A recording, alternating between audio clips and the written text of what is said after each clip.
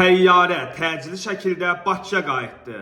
Bugün səhər saatlarında Bakıdan Varşavaya uçuş yerinə yetirən Lot Polish Airlines aviaşirkətinə məxsus Boeing 737 tipli hava gəmisinin kapitanı göyərtədəki sərnişinlərdən birinin səhhətinin qəfil pisləşməsinin səbəbi ilə Heydər Əliyev Beynəlxalq Aeroportuna geri dönmək qərarı alıb və məcburi eniş sorğusu göndərib. Heydər Əliyev Beynəlxalq Aeroportuna istinadən xəbər veririk ki, hava gəmisi saat 7:45-də Bakı hava limanına uğurla eniş edib. Enişdən dərhal sonra təyyarəyə tibbi xidmət əməkdaşları yönləndirilmiş, sərnişinə ilkin tibbi yardım göstərilib.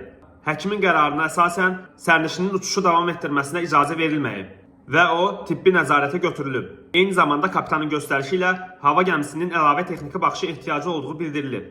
Digər sərnişinlər təyyarədən təxliyə edilərək hava limanında müvəqqəti yerləşdirilib. Qeyd edək ki, Heydər Əliyev Beynəlxalq Aeroportu sərnişinlərin təhlükəsizliyini və rəfahını hər zaman prioritet olaraq qəbul edir və bu kimi hallarda operativ koordinasiya ilə beynəlxalq xidmət standartlarına uyğun yüksək səviyyəli əməliyyat tədbirlərinin həyata keçirməsinə davam edir.